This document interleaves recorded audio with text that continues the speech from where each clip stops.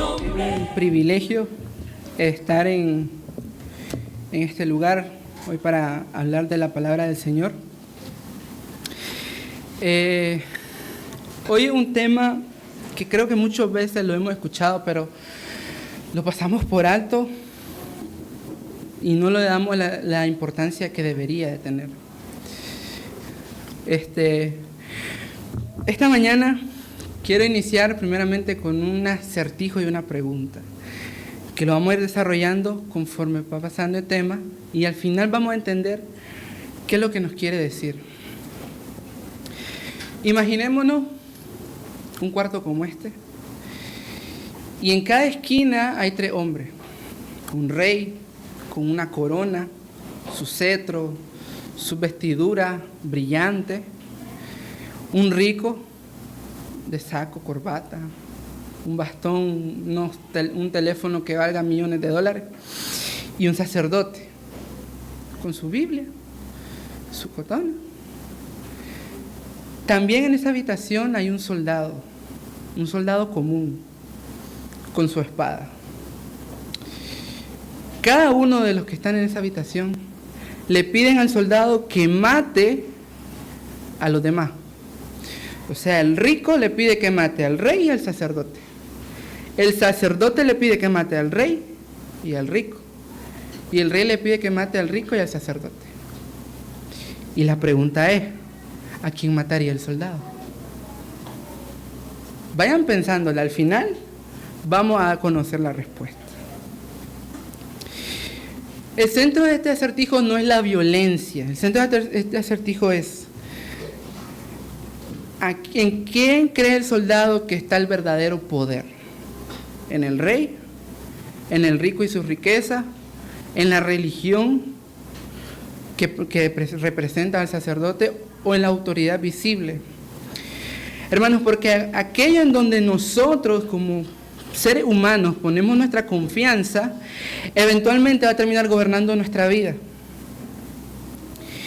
Y vamos a ilustrarlo en uno de los pasajes más tensos que vivió el pueblo de Judá. Y nos vamos al libro de Isaías, capítulo 36. Al libro de Isaías, capítulo 36.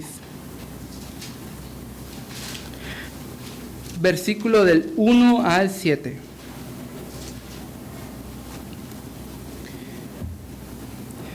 Libro de Isaías, capítulo 36, versículo del 1 al 7. ¿Lo tenemos? Lo leemos honrando al Padre, al Hijo y al Espíritu Santo de Dios.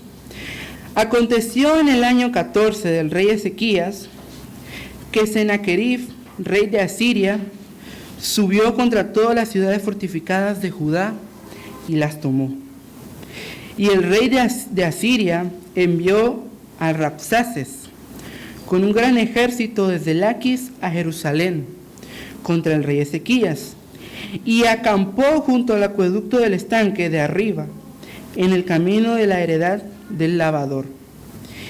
Y salió a él Eliakim, hijo de Hilcías, mayordomo, y Sebna, escriba, y Joá, hijo de Asaf, canciller, a los cuales dijo el Rabsaces: decid ahora a Ezequías, el gran rey, rey de Asiria, dice así: ¿qué confianza es esta en que te apoyas? Yo digo que el consejo y poderío para la guerra de que tú hablas no son más que palabras vacías. Ahora bien, ¿en quién confías para que te rebeles contra mí? He aquí que confías en este báculo de caña frágil en Egipto, en el cual si alguien se apoyare, se le enterrará en la mano y le atravesará. Tal es Faraón, rey de Egipto, para con todos los que en él confían. Si me decís: en Jehová nuestro Dios confiamos, ¿no es este aquel cuyos lugares altos y cuyos altares hizo quitar Ezequías? Y dio a Judá y a Jerusalén: delante de este altar adoraréis. Amén.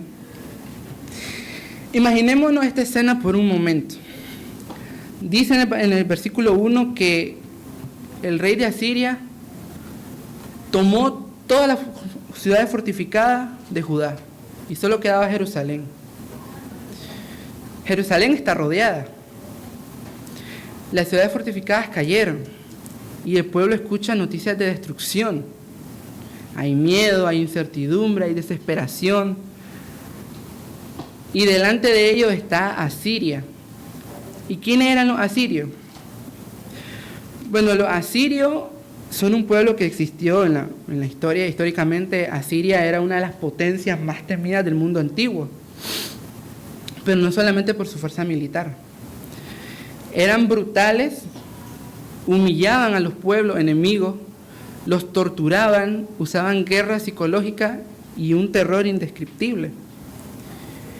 Ellos, el rey Sennacherib, al enviar al Rabsaces, el Rabsaces quiere decir vocero, al enviar al Rabsaces, él estaba queriendo destruir la mente de sus enemigos. Él no quería destruir sus murallas, él quería destruirle la mente y hacerlos tambalear. Porque fíjense lo que le dice: ¿en quién confías? ¿En dónde está tu confianza? Y el Rabsaces dice: en Jehová tu Dios. Entonces él cuestiona la protección de Jehová. Y humanamente hablando, Jerusalén no tenía ni una oportunidad de ganar. No tenían ejército, no tenían fuerza poderosa humanamente y no tenían superioridad militar. Y cuando el hombre ya no puede confiar en su fuerza humana o en sus recursos humanos, ahí es donde revela dónde está su verdadera fe. ¿En quién está confiando? Y lo vemos en el versículo, dice: y el rey de Asiria envió al Rabsaces. Ahora, como les decía, no era un soldado cualquiera, era el portavoz oficial. Era el que el rey le decía: anda y decirle a tal pueblo, decirle a tal rey. Era alguien de su suma confianza. Y era un hombre preparado para intimidar, era para dar miedo y para quebrar emocionalmente a las personas. Y es lo que les decía, aquí lo importante es que él no inició con espada el combate. El combate inició con palabras en la mente. Porque, hermano, muchas veces el enemigo y a veces nosotros mismos atacamos nuestra misma confianza, o el enemigo quiere que movamos la mirada, o exagera el problema en el que estamos atravesando y siembra el temor para hacer parecer pequeño a Dios en medio de esa tribulación. Y aquí la gran pregunta, y si nos fijamos en el versículo 4, dice: decida ahora Ezequías, el gran rey, el rey de Asiria, dice así: ¿qué confianza es esta en que te apoyas? En el hebreo la palabra confianza se pronuncia batash, y que significa apoyarse completamente, descansar el peso de la vida sobre algo o sentirse seguro. Entonces el Rabsaces no está diciendo, realmente estaba diciendo: ¿sobre qué están descansando ustedes? ¿En dónde está tu corazón? ¿Dónde está tu confianza? ¿Dónde está tu fe? Porque todos, hermanos, absolutamente todos descansamos sobre algo. Y aquí hay algo que es profundo, y es que el rey de Asiria quería mover completamente la confianza del pueblo. Quería que Judá dejara de confiar en Dios y comenzara a confiar en la lógica humana, en el poder visible, en temor, en circunstancias y eventualmente en el rey asirio mismo, en Sennacherib. Y hermano, el enemigo quería convencerlos de esto, de que Dios no puede salvarlos, no podía salvarlos, no vale la pena resistir, ríndanse, confíen en el rey con su ejército enorme que ha tomado todas las ciudades de Judá, las destruyó. El imperio asirio era uno de los imperios más grandes, comparado solo con el egipcio en ese tiempo. Y Satanás, hermano, sigue usando exactamente la misma estrategia que usó en ese momento con el pueblo de Judá. Porque cuando logra mover nuestra confianza, termina moviendo nuestra obediencia. Entonces, si nosotros confiamos en Dios, obedecemos a Dios y obedecemos su palabra. Pero cuando yo quito la mirada, aparto la mirada de Jesús, de la salvación, de la palabra misma, esto nos va a hacer obedecer a otras cosas, a doctrinas de hombre, a mentiras que el mismo enemigo, a través de personajes que dicen ser cristianos, meten doctrinas que nada que ver con la Biblia. Y esto es una lucha por la mirada, por la atención. Hermanos, porque hay una batalla constante por nuestra mirada. Hoy lo podemos ver en este aparatito de aquí. Estamos en un lugar que está conectado al Wi-Fi y nos llegan mensajes de Facebook, nos llegan notificaciones de WhatsApp, nos llegan mensajes de todos lados. Y entonces eso va luchando con nuestra atención. Y eso nos hace desenfocarnos en lo que estamos haciendo. Tal vez estamos trabajando o a veces hasta comiendo. Ahí estamos con el teléfono, revisando, chismeando, revisando el video, la farándula de moda. Y hermano, aquellos que dominan nuestra mirada, nuestro enfoque, nuestra atención, eventualmente va a terminar dominando nuestras emociones, decisiones, prioridades y nuestro corazón. Vámonos al libro de Hebreos 12:2. Un pasaje que todos conocemos, pero se nos olvida. Y tenemos que estarlo recordando siempre, porque esto es importante. Esta es la base de nuestra vida, de nuestro caminar diario. Hebreos 12:2. Dice así: puesto los ojos en Jesús, el autor y consumador de la fe, el cual por el gozo puesto delante de él sufrió la cruz, menospreciando el oprobio, y se sentó a la diestra del trono de Dios. Amén. La expresión en griego dice aforontes eis lesum. La frase quiere dar a entender apartar la mirada de todo lo demás para enfocarla completamente en Cristo. Y lo podemos ver en algo fácil y sencillo. Si yo me pongo uno de mis dedos o un objeto muy cerca de mi vista y yo lo comienzo a ver, el resto del entorno se desenfoca. Entonces, esa es la idea que quiere dar a entender en Hebreos 12:2. Apartar la mirada de todo lo demás para enfocarla directamente a Cristo. Es como si el escritor nos estuviera diciendo: deja de mirar aquello que te distrae, deja de estar viendo los problemas, deja de estar viendo aquello que te seduce para pecar, o aquello que te seduce para estar holgazaneando, y aquello que lo asusta, porque el temor hace que nuestra mirada también se desvíe de Cristo y vuelvan a mirar al Señor. Eso es lo que nos está diciendo el pasaje. Aparta tu mirada de lo que te distrae, de aquello que te seduce, para que ya no mire a Cristo, aquello que lo que te asusta, y volver a centrar tu mirada en el Señor. Y lo vamos a ver en el libro de Mateo, en el Evangelio de Mateo, capítulo 14, versículo 22 al 32. En el Evangelio de Mateo, capítulo 14, versículo 22 al 32.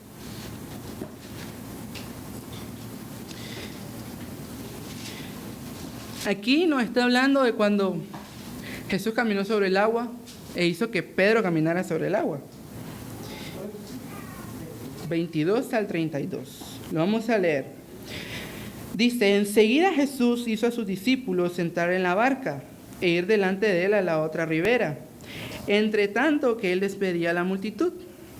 Despedida la multitud, subió al monte a orar aparte.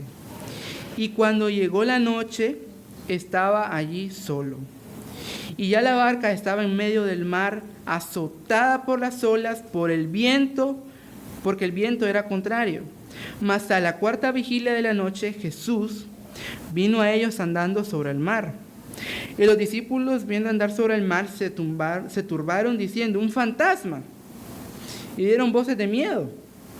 Pero enseguida Jesús les habló diciendo: tened ánimo, yo soy, no temáis. Entonces le respondió Pedro y dijo: Señor, si eres tú, manda que yo vaya a ti sobre las aguas. Y él dijo: ven. Y descendiendo Pedro de la barca, andaba sobre las aguas para ir a Jesús. Pero al ver el fuerte viento, tuvo miedo y comenzando a hundirse, dio voces diciendo: Señor, sálvame. Al momento Jesús, extendiendo la mano, asió de él y dijo: hombre de poca fe, ¿por qué dudaste? Y cuando ellos subieron a la barca, se calmó el viento. Amén. Miren lo que dice: Pedro caminó sobre el agua, pero cuando miró al viento, cuando miró las olas, el viento ya estaba ahí antes, las olas ya estaban ahí, pero él apartó su mirada. ¿Qué fue lo que cambió la dirección de su mirada? Y entonces en el versículo 31 dice: Jesús, hombre de poca fe, ¿por qué dudaste? En el griego, la palabra poca fe poco viene de oligos, que significa poco, pequeño o escaso. Y fe viene de la palabra pistis, significa confianza, fidelidad y convicción.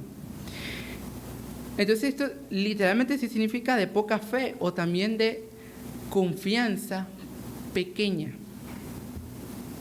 Cuando Jesús le dice a Pedro, hombre de poca fe, no es que le está diciendo que no tiene fe, no, sino que poca confianza. ¿Por qué dejaste de confiar en mí? Y también está la palabra ¿por qué dudaste? El verbo dudaste. El verbo dudaste viene de edistasas, que a la vez viene de distazo, que significa vacilar, titubear, estar dividido entre dos pensamientos. Entonces Jesús le dijo: parafraseando, leyendo entre líneas, quítate tu confianza.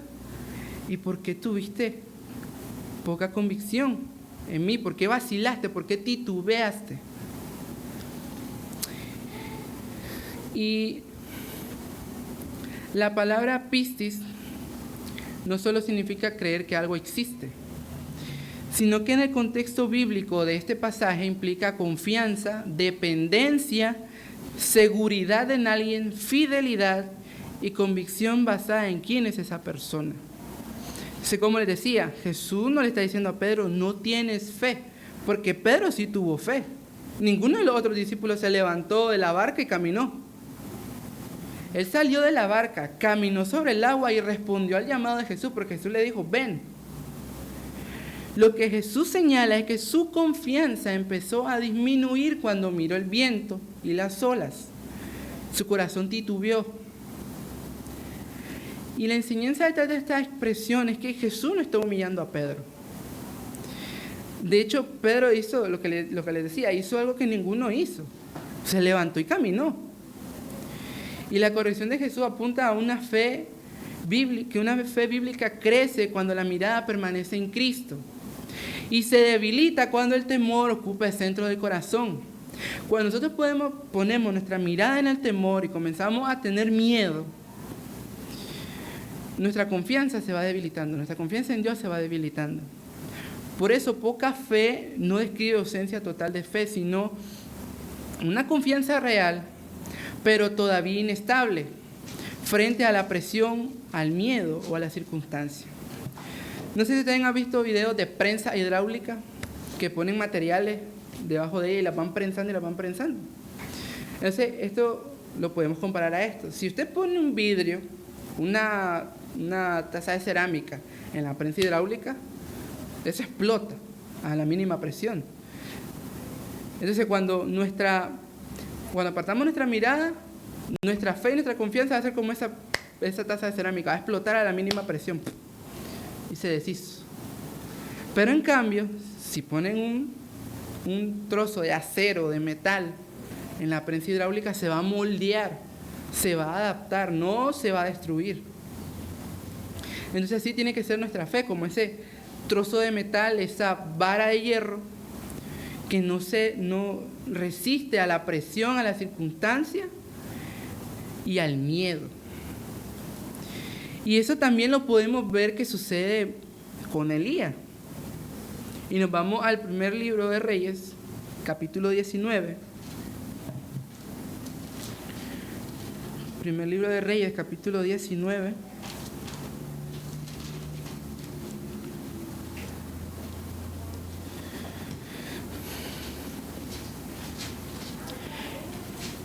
Lo vamos a leer del 1 al 5. Dice así: Acab dio a Jezabel la nueva de todo lo que Elías había hecho y de cómo había matado a espada a todos los profetas. Entonces envió Jezabel a Elías un mensajero diciendo: Así me hagan los dioses y aún me añadan, si mañana a estas horas yo no he puesto tu persona como la de uno de ellos. Viendo pues el peligro, se levantó y se fue para salvar su vida. Y vino a Beerseba, que está en Judá, y dejó ahí a su criado. Y él se fue por el desierto un día de camino, y vino y se sentó debajo de un enebro. Y deseando morirse, dijo: Basta ya, oh Jehová, quítame la vida, pues no soy yo mejor que mis padres. Amén. Detengámonos un poquito y veamos por qué esto es importante. Porque muchas veces el miedo, las circunstancias, a nosotros nos hacen huir. Y eso no fue lo que le pasó a Elías. Elías vio que Jezabel venía detrás de él y dijo: Patita, ¿para qué las quiero? Salió corriendo.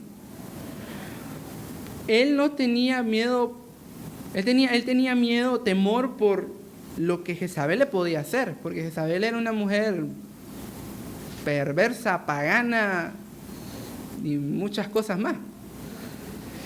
Y no me imagino lo que le pudo haber torturado hasta la muerte, porque le dijo: si no acabas como uno de ellos. ¿Y qué fue lo que hizo Elías con todos esos sacerdotes de Baal? Los pasó por espada. Y imaginemos esto. Elías vio el poder de Dios, vio la gloria, vio la respuesta de Dios inmediata. Pero Jezabel envió un mensaje y lentamente el temor le comenzó a dominar la mente. Le comió el cerebro. Y en el versículo 4 dice: y deseando morirse, porque el temor nos hace ver eso, deseando morirse, dijo: Basta ya, oh Jehová. Miren hasta dónde llegó Elías. Deseó morirse por el temor, el miedo. Porque él se fue solo, él dejó a su criado y se fue a la soledad, ahí debajo del enebro. Y aquí debemos ver algo importante, hermano: la soledad no es mala, pero cuando el temor nos invade y nosotros nos dejamos en nuestra soledad, eso nos come la mente y eso nos hace tener pensamientos suicidas de los problemas tan grandes que uno tiene y tiene temor. Y la soledad no es mala. El mismo Jesús se iba y buscaba momentos de soledad para orar. Pero el aislamiento causado por el temor es peligroso, porque cuando dejamos que el temor gobierne, comenzamos a aislarnos. Dejamos de abrir el corazón, dejamos de buscar ayuda, y lentamente la mente comienza a esclavizarse a pensamientos incorrectos. Hermanos, también hay otro punto muy importante sobre mantener nuestra mirada en Jesús, en el autor y consumador de la fe, y que es la idolatría. Cuando algo ocupa el lugar, la idolatría lo podemos definir como cuando algo ocupa el lugar que solo Dios merece. Porque lo primero que tiene que estar en nuestros corazones no es el dinero, no es el trabajo, no es nuestra familia. Y no digo que no querramos tener dinero, no digo que no querramos tener un trabajo, ni que querramos que a nuestra familia le pase algo. Pero sino que nuestro corazón, nuestra mente, lo primero que tiene que estar es Dios. Ese es el lugar que Él merece. Y muchas veces nosotros escuchamos la palabra idolatría y automáticamente pensamos en imágenes, en estatuas, templos paganos o personas inclinándose delante de una figura. Y eso me hace mucha gracia porque en las redes sociales siempre los cristianos critican a los católicos por eso. Y si supieran que son más idólatras que los mismos católicos. Pero la idolatría bíblica es mucho más profunda que eso, hermanos. No, la idolatría no comienza por ver una estatua, comienza en el corazón. Por eso les decía, ¿dónde está tu corazón? ¿Qué es realmente un ídolo? Un ídolo es cualquier cosa que ocupa el centro del corazón, domina nuestra confianza, controla nuestras emociones, define nuestra identidad o recibe una dependencia que solo Dios debería recibir. Vámonos a Ezequiel 14, versículo 3. Ezequiel 14, versículo 3.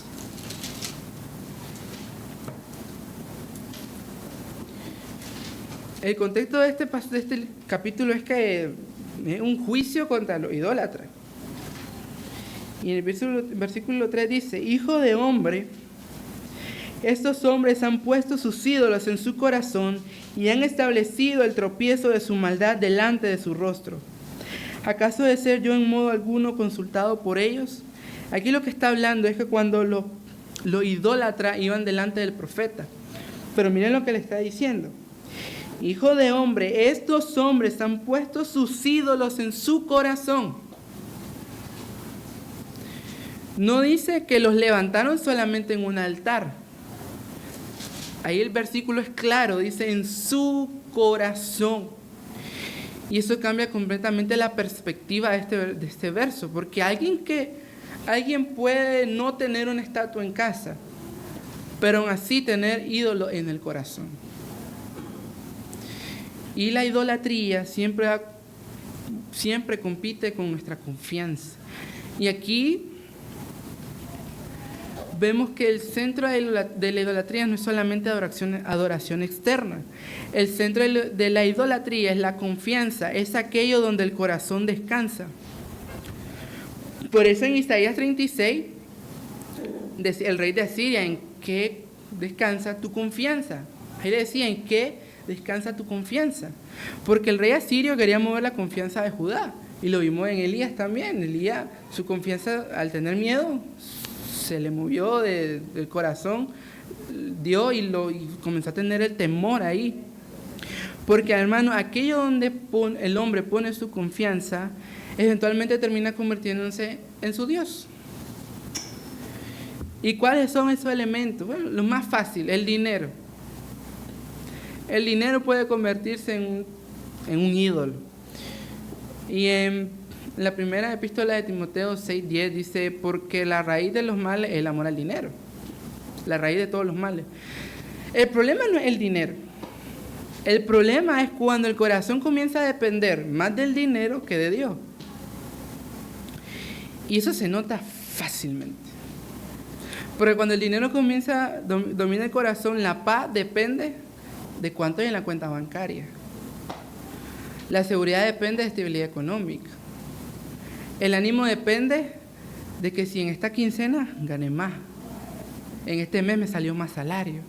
Me salió menos. Y anda todo ahí achicopalado. Y lentamente la confianza se va apartando de Dios y lo vamos haciendo a un lado ahí. O como cuando hay un lugar lleno de cosas y lo va apartando así con los pies. Y así. Así vamos apartando a Dios de nuestra vida por darle cabida al dinero. Y en Mateo 6:24 dice, no podéis servir a Dios y a las riquezas. La palabra servir aquí implica obediencia, esclavitud y dependencia. Jesús nos está diciendo, Uno de los dos terminará gobernando el corazón, o Dios o la riqueza. Pero no puede ser ambas cosas en el corazón. Ya el mismo Jesús lo dijo, no puede salir agua dulce de una y agua salada de otra, de una misma fuente. No puede salir. Otro punto, también la familia puede ocupar un lugar incorrecto en nuestra vida.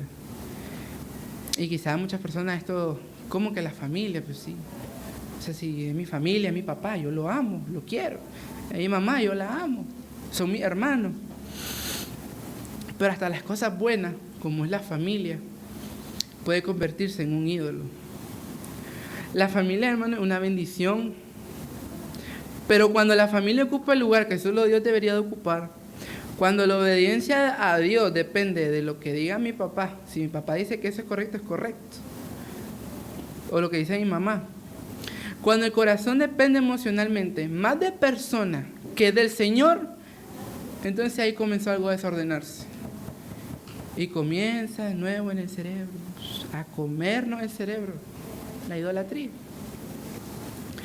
Por eso Jesús dijo algo: si alguno viene a mí y no aborrece a su padre y a su madre, no puede ser mi discípulo.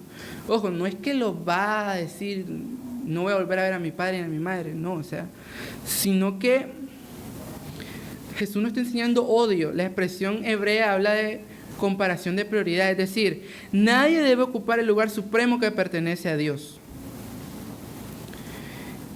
Y otra cosa también muy importante, la idolatría ministerial y exaltación de hombres. Esto, hermano, es algo que muchos artistas cristianos, pastores cristianos, dicen ser cristianos, se regocijan cuando la gente les aplaude. Ah, yo soy el mero mero. O comienzan a llamar la atención, vestirse extravagantemente. Y la gente lo vuelve un ídolo. Cuando van a los conciertos hay gente que hasta se desmaya. No está mal escuchar música, ¿no? Pero hay gente que hasta se desmaya. Ven al hombre, ¡ay, la unción! Y ¡pum!, se cayó. La unción del ungido de Jehová. Me caí, me tocó, me rozó, así como Pedro me pasó la sombra y me caí. No está mal admirar, respetar a esos hombres y mujeres que Dios ha usado. Eso debe ser un ejemplo para nosotros. Debe ser un ejemplo de cómo vivir, de cómo exaltar al Señor y de cómo predicar al Señor. Son un ejemplo, pero no debe ser un ídolo.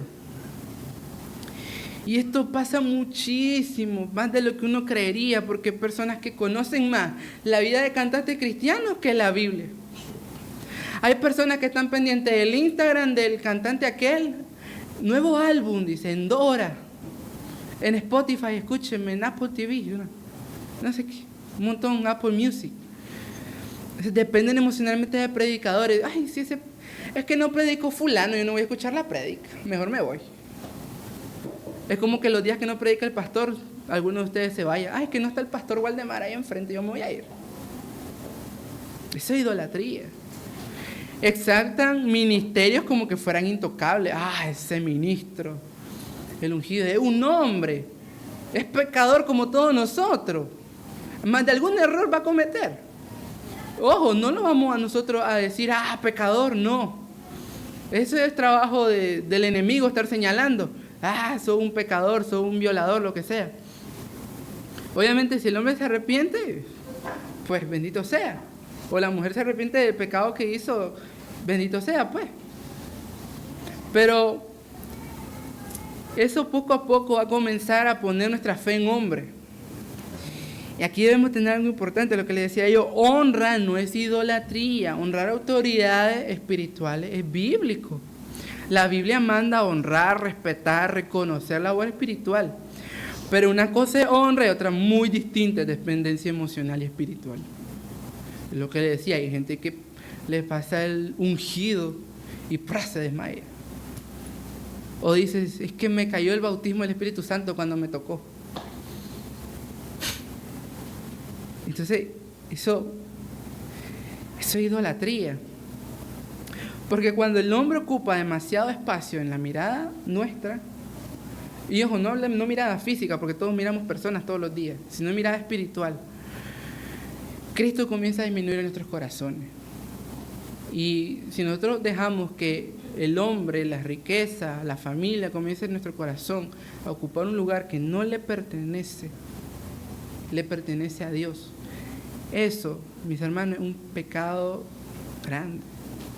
Y ya lo dice en los 10 mandamientos: no tendrás dioses ajenos delante de mí y no te harás imagen. Porque el ser humano, hermano, fue diseñado para contemplar a Cristo, no para depender de personalidades. Y el apóstol Pablo entendió algo que lo dice en Primera de Corintios, que los corintios decían: es que yo soy de Pablo, yo soy de Apolo, yo soy de Cefas. Y Pablo responde: ¿qué pues es Pablo y qué es Apolo? Servidores de Cristo. Él entendía que el centro nunca debía ser el hombre. Él criticó y señaló y corrigió a los corintios, porque los corintios eran expertos en la idolatría. Los corintios, los efesos, eran ciudades griegas, eran poligriegas. Y los griegos tenían casi como 100.000 dioses, semidioses, mitos. Hay un mito muy famoso, el mito de Jasón, el mito de Hércules, todas esas cosas. Ellos lo admiraban, ellos tenían templos en sus ciudades, y eso era lo que ellos idolatraban, lo que ellos veneraban. Y idolatraban hombres. Pero lo que Pablo le dice: ustedes no son ni de Pablo, ni de Apolos, ni de Cefas, son de Dios. Todos somos servidores de Dios. Todos somos, dependiendo si hablamos cualquier idioma, el color de piel, el género, el sexo, lo que sea, hombre y mujer, todos somos servidores de Dios. Porque el centro nunca debía ser el hombre, porque cuando la mirada se mueve demasiado hacia hombre, eventualmente llega decepción, confusión, división y decisiones incorrectas. Porque cuando, lo que le decía, si alguien falla, lo comienzan a criticar. Y me causa gracia porque muchos cristianos predican el perdón, la gracia y todo, pero cuando alguien comete un error, se vuelve hasta peor que el diablo, creo, criticando y diciendo: pecador. Y ya pidió perdón, pecador. Y eso de idolatrar al hombre genera decepción también. Porque, se me cayó el ídolo. Se le cayó el ídolo. Y eso, cuando comienza a tomar un lugar en nuestro corazón, nos va mermando y decimos: que para ser como fulano, mejor no soy cristiano, mejor no sigo a Cristo. Y también hay otro tipo de idolatría, la idolatría emocional. Y esto es algo silencioso, porque hay personas que comienzan a depender más de emociones espirituales que de Dios mismo. Y si no sienten algo rico, algo lindo en la iglesia, creen que Dios no está, que Dios no habló, creen que no hubo presencia. Por ejemplo, hace rato estábamos cantando y todos cantaban. Ahora imagínense que nadie hubiera cantado y yo ahí en el piano hubiera dicho: no estuvo Dios aquí hoy. No.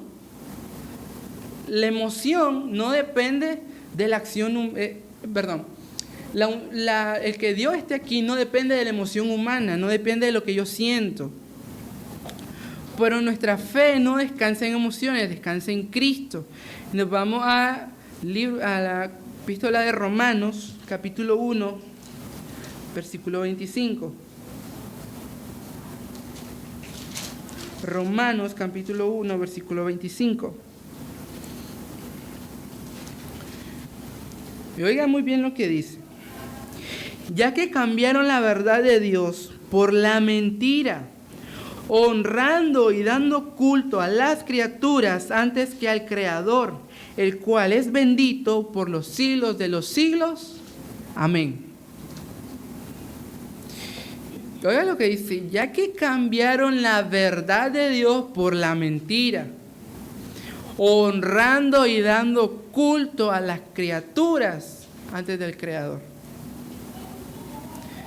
La idolatría siempre ha producido un intercambio. Es lo que le decía, el hombre cambia lo eterno por lo temporal, lo espiritual por lo visible, al Creador por la creación. Y eso sigue ocurriendo hoy y por los siglos de los siglos. ¿Cómo sabemos nosotros si algo está ocupando el lugar de Dios? ¿Qué es lo que está dominando nuestros pensamientos? ¿Qué es lo que estamos pensando constantemente? ¿Qué controla mis emociones? Porque hay personas que son dependientes de muchas cosas, es lo que les decía. ¿Qué me da seguridad? ¿Dónde está descansando mi confianza? ¿Qué me produce más temor perder? ¿Qué ocupa más mi mente? ¿Y qué determina mi paz? Ahí, con esta serie de preguntas podemos saber si algo que no sea Dios o alguien que no sea Dios está ocupando ese lugar en nuestros corazones. Hermanos, la idolatría siempre nos va a terminar esclavizando. Siempre. Cantamos una canción que dice, yo no soy esclavo del temor. Ajá, no soy esclavo del temor, pero soy esclavo de otras cosas. Y así habemos muchas personas que podemos ser idólatras de otras cosas.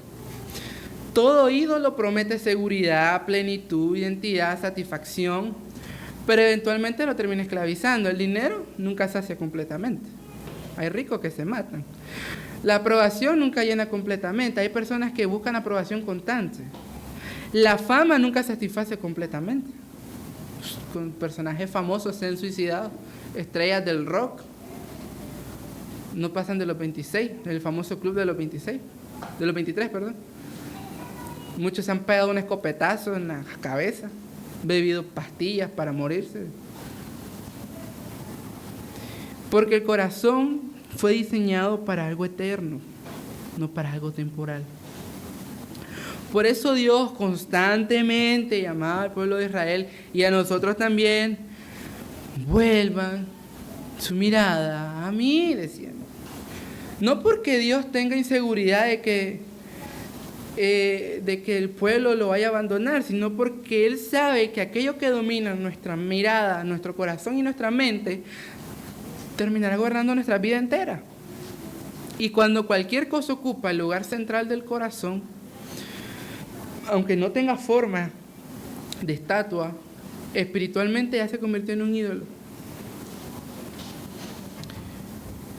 Cuando Dios nos quite algo, si Dios nos quita el trabajo, si Dios nos quitara nuestra familia, o si un día, por ejemplo, a mí, poniéndome de ejemplo, si un día el pastor me dice, ya no toque, y yo me pongo, no, ya no voy a ir a la iglesia, es que el pastor no me quiere porque me dijo que me quitara.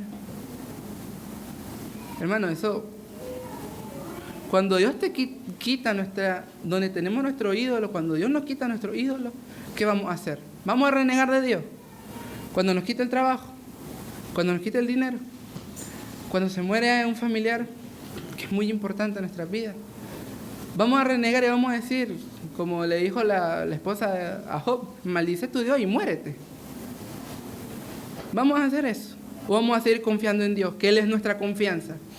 Vamos a seguir proclamando nuestro corazón y decir, yo confío en Dios. No importa lo que venga, no importa lo que pase, no importa las circunstancias que yo esté viviendo, voy a seguir confiando en Dios. Eso es lo que nosotros tenemos que decir constantemente, no que es que me quedé sin trabajo y ahora no sé cómo voy a hacer. Y porque tengo esta deuda y porque aquello y que no sé qué, no. No, hermano. Nuestra confianza no tiene que estar en ninguna otra cosa que no sea Dios. En esta palabra, en esto, tiene que estar cimentada nuestra vida, en la roca que es Cristo. Sí, leer, confiar en sus promesas, de que si yo lo busco a Él, los demás van a ir por añadidura. No nos creemos ídolos en nuestros corazones. No nos creemos ídolos. Hermano, la batalla de nuestra atención, por nuestra atención, por parte del enemigo siempre va a estar ahí. Ya lo hemos visto, Asiria quería dominar la mirada de Jerusalén. Jezabel quería dominar la mirada de Elías a través del temor, del miedo. El viento quería mover la mirada de Pedro y lo terminó haciendo. Pedro vio el viento, vio la ola. Elías huyó ante el temor. Debajo de un enebro dijo: Dios, basta ya, mátame, quítame la vida. Hoy el enemigo sigue intentando exactamente lo mismo. Quiere que nosotros, como hijos de Dios, miremos más el problema que a Dios, más el temor que la fidelidad de Dios, más las crisis que las promesas, más la apariencia que la verdad espiritual. Porque el enemigo, hermano, entiende algo, que una verdad, si logra dominar nuestra mirada, nuestra atención, va a dominar nuestro corazón, va a dominar nuestro estilo de vida. Y para ir concluyendo, y aquí vamos a ver la respuesta del acertijo que les decía. Después de ver todo esto, volvamos, dice, 3 hombres están en una habitación, un rey, un rico y un sacerdote. Y está el soldado. ¿A quién mataría el soldado? Porque todos le están pidiendo que mate a los otros 2. Y al principio parece una pregunta sobre autoridad, sobre poder, sobre influencia. Pero ahora entendemos que realmente una pregunta sobre dónde está el corazón, dónde descansa la confianza de ese soldado. Porque el soldado terminaría obedeciendo a aquel en quien más confía, aquel que dominara su percepción del poder. El soldado puede obedecer al rey porque él es el rey. Él es la autoridad máxima en el reino, o al rico. Es el que tiene dinero, propiedades, influencia, o también al sacerdote, porque el sacerdote le puede ofrecer la salvación. Y eso es exactamente el desviar nuestra mirada o poner nuestra confianza en cosas banales y superfluas. Eso es exactamente lo que Satanás ha intentado hacer desde el principio: capturar la mirada del hombre para gobernar su corazón. Eso fue lo que le dijo a Eva. Dios dice que si comieres de este árbol, morirás. Eso fue lo que le dijo a la serpiente. Entonces, desde el principio está así. Y en este acertijo el rey representa el poder humano. Ya les decía, el rico representa la falsa seguridad material. Porque ¿qué fue lo que le pasó a Job? Perdió todo. Todo. Y él dice que no había hombre más rico en la tierra. Y lo perdió todo a la madre. Hoy en día el sistema financiero y económico del mundo depende de lo que pase en América, en Asia, en todos lados, y cualquier cosita, la economía se cae, todo se vuelve más caro y de repente lo que costaba 10 córdobas ahora vale 1000 córdobas y seguimos ganando lo mismo. ¿Y qué vamos a hacer? Y el sacerdote representa la religión externa sin verdadera dependencia de Dios. Y el soldado representa a nosotros como hijos de Dios, como creyentes a las promesas de Dios. La verdadera respuesta espiritual de esto es que el hijo de Dios maduro, el cristiano maduro, no entrega su obediencia ni al poder, ni al dinero, ni a la apariencia religiosa. Porque debemos de entender algo: solo Dios merece el centro del corazón. Entonces, espiritualmente, el soldado debe matar dentro de sí la idolatría del poder, la dependencia del dinero, la exaltación de hombres, la falsa seguridad y toda cosa que compita con Dios.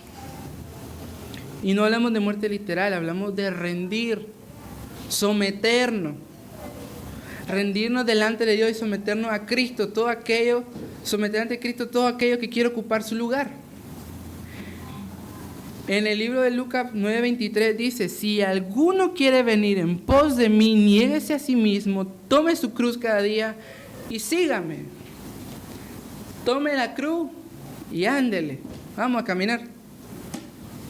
Eso es lo que quiere decir. Implica volver una y otra vez al lugar correcto, a Cristo.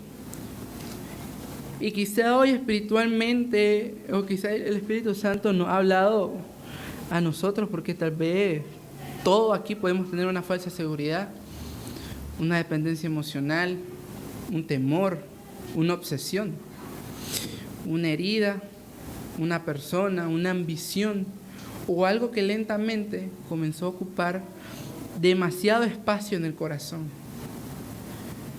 Pero hoy el Señor nos está llamando. Pongan sus ojos en el autor y consumador de la fe. Porque, hermanos, lo que domina tu mirada gobernará tu corazón. Que ese es el título de esta enseñanza, por eso no se lo dije. Lo que domina tu mirada gobernará tu corazón.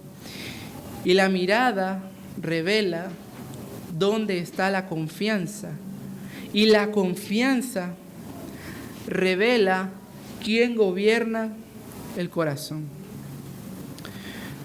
Pongámonos en nuestros pies, vamos a orar.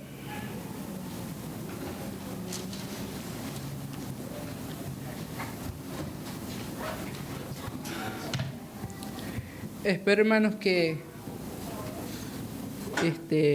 esta enseñanza cale hondo en sus corazones.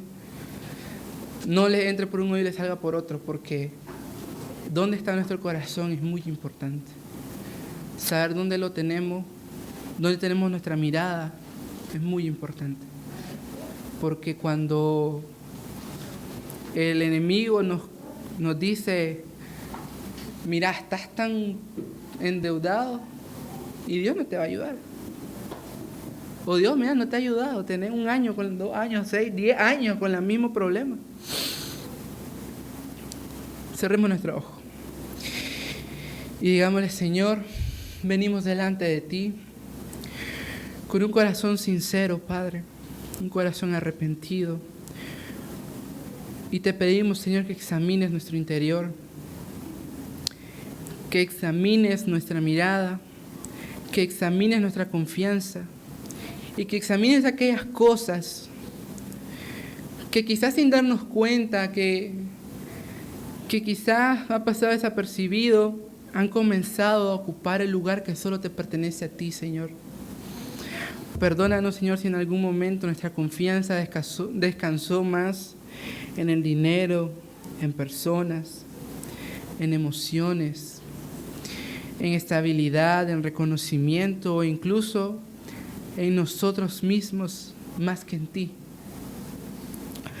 Perdónanos, Señor, cuando el temor dominó nuestra mente más que tu verdad, más que tus promesas, cuando las circunstancias hablaron más fuerte que tus promesas, Señor, cuando pusimos nuestra mirada en el viento y no en ti.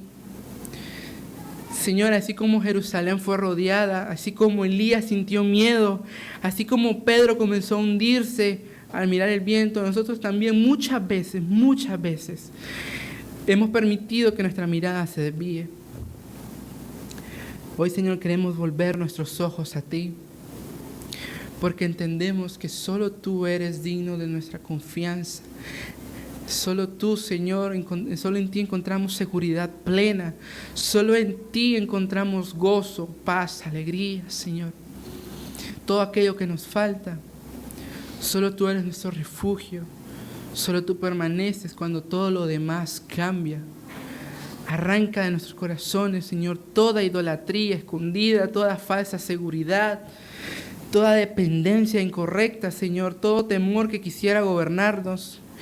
Y vuelve a ocupar tu lugar en nuestro corazón.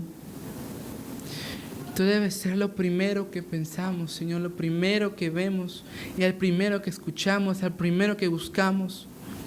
Enséñanos a caminar por fe, no por vista. Enséñanos a permanecer firmes, aun cuando alrededor haya presión, aun cuando hay incertidumbre o miedo. Enséñanos, Señor, a descansar verdaderamente en ti. Y cuando el enemigo vuelva a preguntar, ¿qué confianza es esta en que te apoyas? podamos responder con toda seguridad: nuestra confianza está en el Señor.